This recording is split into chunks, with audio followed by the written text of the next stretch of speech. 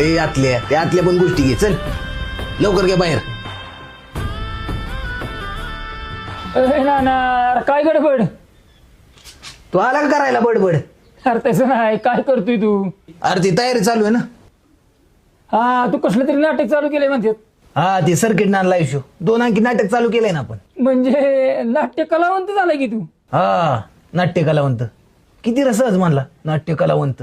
नाटक करणारा नाट्य कलावंत नाही म्हणायचं, नाही तर मग दुसरं काय म्हणायचं रे? भाऊ, नाटक म्हणजे मन, डोकं, मनगट मजबूत करायचं माध्यम आहे. आणि नाट्य कलाकार रंगभूमीवरील माणसांचा आरसा आहे. प्रत्येकालाच कलाक्षेत्रात संधी मिळत नाही, आणि त्यात आपण गावाकडली मातीतली माणसं. तसं पाहिलं तरी ही जगमगती दुनिया आपल्यापासून लई लांब आहे.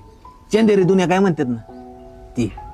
त्यात आपण गावाकडली लोक, सर्वसामान्य कुटुंबातील नाटकवाली लोकांपर्यंत बिंबीच्या देठापासून वरडून नाटक पोचवत असतो.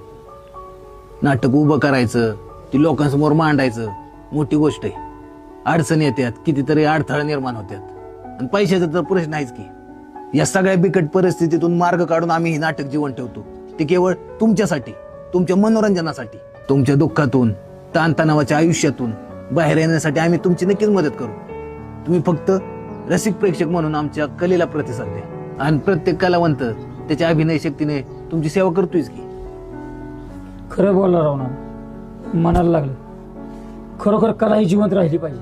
अरे कला जिवंत राहिली पाहिजे हे खरंय, पण ही कला जिवंत ठेवणारा आधी कलाकार जिवंत राहिला पाहिजे.